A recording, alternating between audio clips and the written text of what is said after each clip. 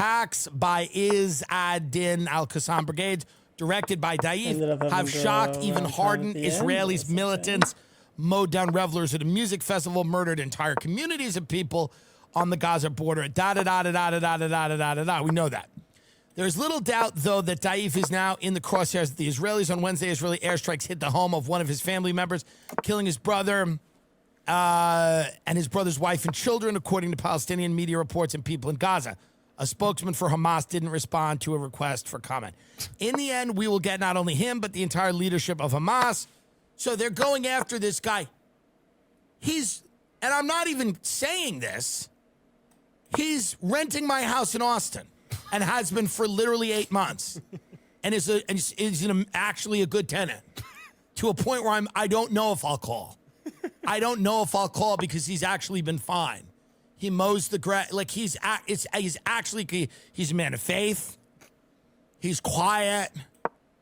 No, I don't know if they'll get him, but that's who they want.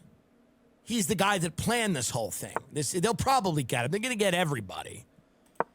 So it's an ugly reality now where is anyone ever going to be able to peacefully live over there together next to each other, two-state solution, anything? Is anybody ever going to be able to live over there in a way that people can, is it ever going to happen?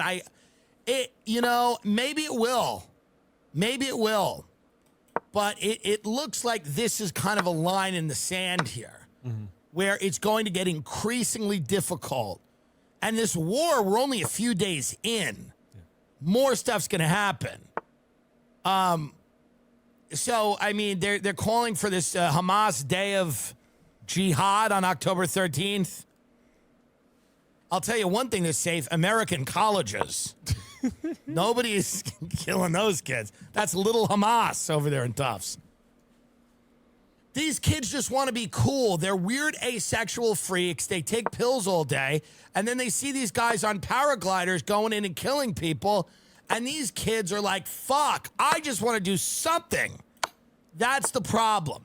And finally, people are starting to realize that, like, what they are teaching in college, it's not about, per se, Palestine or Israel, but what they are teaching about, like, what is tolerable and justifiable violence is wild. And people are now kind of just coming around to that. This idea that during, the 2016 election, it was go punch a Nazi, punch anyone that disagrees with you. Find somebody who disagrees with you, you can attack them. Words are violence. Respond in kind. Respond with violence. Conservative speaker shows up on campus. You don't like that? Try to kill him. Ben Shapiro, all these little guys. Ben Shapiro's like, 120 pounds, soaking wet. He walks into a room, and the entire college